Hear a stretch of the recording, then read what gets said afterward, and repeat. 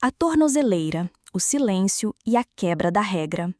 Uma história só se sustenta quando até o mais simples dos detalhes parece absurdo. E aí está ele, Jair Bolsonaro, ex-presidente da República, forçando uma tornozeleira eletrônica sob holofotes, desafiando uma ordem judicial, quebrando o silêncio imposto por Alexandre de Moraes e saindo em defesa de uma narrativa que agride o próprio fundamento da autoridade judicial. Na noite de 18 de julho de 2025, Moraes determinou que Bolsonaro usasse uma tornozeleira eletrônica, ficasse em recolhimento domiciliar em certos horários, não se comunicasse com suas redes sociais, nem com diplomatas ou com seu filho Eduardo, que, coincidentemente, estava nos Estados Unidos. O motivo? Risco de fuga, tentativa de interferência e ameaças reais ao sistema democrático. O ex-presidente, porém, apareceu em cena horas depois, dentro da Câmara dos Deputados, exibe a tornozeleira, concede entrevista. Moraes reagiu, deu 24 horas para justificar o descumprimento, sob pena de prisão imediata. Era o momento de uma escalada institucional. O que parecia uma medida cautelar comum virou um divisor de águas. Bolsonaro rompeu o silêncio, provocou uma reação jurídica. Moraes deixou claro que a prisão preventiva era possível, se o ex-presidente continuasse a desafiar a ordem judicial. E aí se instalou um impasse: liberdade de expressão, real ou mascarada, versus obediência ao poder judiciário. 2. A carta de Trump e a tarifa arrasadora. Corta o vídeo para os Estados Unidos. É primavera no hemisfério norte. O desfile já começou. Donald Trump, presidente norte-americano, escreveu uma carta ao Brasil, com a letra da vingança. Anunciou uma tarifa de 50% sobre produtos brasileiros, entre carnes, café, alumínio, aço. Não por razões comerciais, econômicas ou estratégicas, mas por retaliação política. Trump alegou que estava respondendo à caça às bruxas de razão judicial contra Bolsonaro, uma interferência envolvendo o judiciário brasileiro. O impacto? Econômico e simbólico. Um baque imediato ao agronegócio, às metalúrgicas, ao setor de suco e até à construção civil. O dólar sobe, os investidores titubeiam. O Brasil, responsável por cerca de 30% de suas exportações para o EU no agronegócio, sente tremores. Esse embate desmoraliza Trump. Ele usa a política externa como vingança, punindo o Brasil por uma disputa interna. A carta é clara: retaliação por solidariedade ao ex-aliado, e deixa claro o desprezo pelo princípio da soberania nacional. Enquanto isso, aqui, o governo de Lula reage. Não é fácil desmontar uma cartada assim, mas usa a diplomacia, fala em reciprocidade, se articula com outros países do G7 e Mercosul, aciona fóruns multilaterais e reforça a narrativa: o Brasil não aceita ordens externas nem punições por defender a própria justiça. 3. A escalada da guerra narrativa e os conspiracionistas. Mas a guerra não é só econômica, é simbólica. A extrema-direita entra em campo com a máquina de desinformação.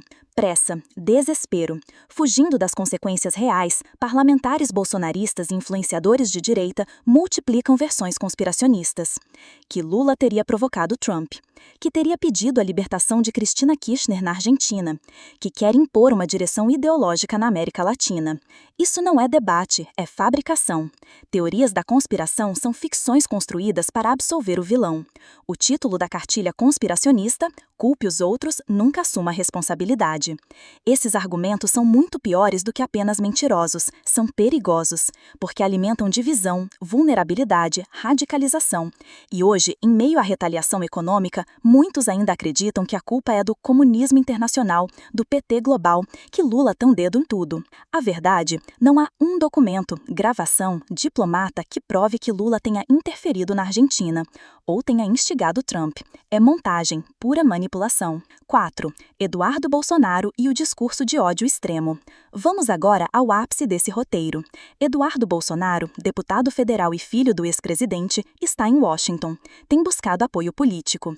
E solta uma fala grave: se os Estados Unidos acabarem com o Brasil com medidas punitivas drásticas, ele se sentirá vingado. Ouvido por canais bolsonaristas, a frase correu como um vírus. Tudo bem se os Estados Unidos acabarem com o Brasil, porque eu me sinto vingado. A fala é reveladora. É a consumação de uma pauta de destruição, coroada por ressentimento. Não é apenas uma crítica política a uma medida econômica. Não é oposição.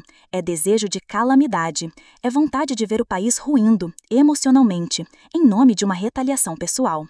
Ora, isso viola qualquer compromisso com governar, com servir ao país.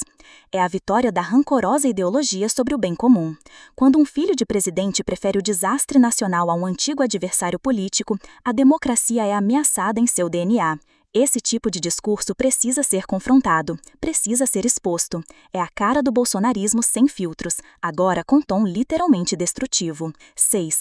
Entre teorias da conspiração e fatos comprovados. Há uma grande confusão entre fatos contundentes e lendas conspiratórias. Teorias da conspiração, construídas sem evidências para manipular. Afirmam que Lula comanda prêmios, comanda ditaduras, comanda mortes, sempre sem provas. Diferem, por exemplo, da CPI da Covid ou do inquérito do STF, que são fundamentados em documentos, vídeos, depoimentos e perícias. A confusão se torna perigosa quando conspiracionistas se apropriam das investigações, distorcem trechos, usam termos como ditadura do STF. Um borrão entre liberdade de opinião e calúnia organizada. Fatos comprovados. Moraes deu a tornozeleira e determinação judicial. Medida formal, registrada com base em lei. Bolsonaro descumpriu, confessadamente. Trump enviou carta de 50%, noticiada por agências como Reuters e Washington Post, Reuters.com. Eduardo falou oficialmente em entrevistas ou publicações. Discurso de vingança que circulou em redes de direita. Teorias conspiratórias. Lula mandou Trump punir o Brasil. Lula exigiu soltura de Cristina, sem provas, sem documento. Lula manipulou a economia internacional, sem evidência. 6. Porque tudo isso importa para o público. A aliança entre judiciário firme, governo decidido e sociedade ativa é essencial. A tornozeleira não é vexame, é medida legal. A punição econômica é real, golpe à soberania. A conspiração não é opinião, é fake news. E a fala de Eduardo é um grito de falência política. Ele prefere a ruína do país a reconhecer erros do próprio lado. O Brasil precisa entender que democracia exige responsabilidade. Liberdade de expressão não inclui desejo de destruição. Política não é vendetta, é compromisso civilizatório. 7. Conclusão filosófica e chamada à ação. O Brasil está num ponto crítico. Se aceitarmos que um ex-presidente descumpra a lei sem consequência, se permitirmos que um país estrangeiro imponha tarifa por favoritismo, se ignorarmos que conspiradores preferem incendiar o país, se aceitarmos que um parlamentar sinta alegria com a ruína da nação, então começamos a conviver com a barbárie, travestida de vingança. Esse vídeo convida à reflexão. Precisamos defender a lei quando ela incomoda. Precisamos renovar alianças internacionais com equilíbrio. Precisamos derrubar narrativas conspiratórias com informação. Precisamos condenar discursos de ódio como o de Eduardo Bolsonaro. A pergunta que fica: vamos permitir que esses discursos destruam nosso presente ou vamos reagir com razão e união para reconstruir o Brasil que queremos? Se você também acredita na democracia, na responsabilidade e na reconstrução nacional, dê like, inscreva-se, ative o sininho. Compartilhe este vídeo. Comente abaixo. Você acha que a fala de Eduardo Bolsonaro é inaceitável ou normal dentro da política? Até a próxima, pessoal. E que os fatos sempre falem mais alto que a vingança.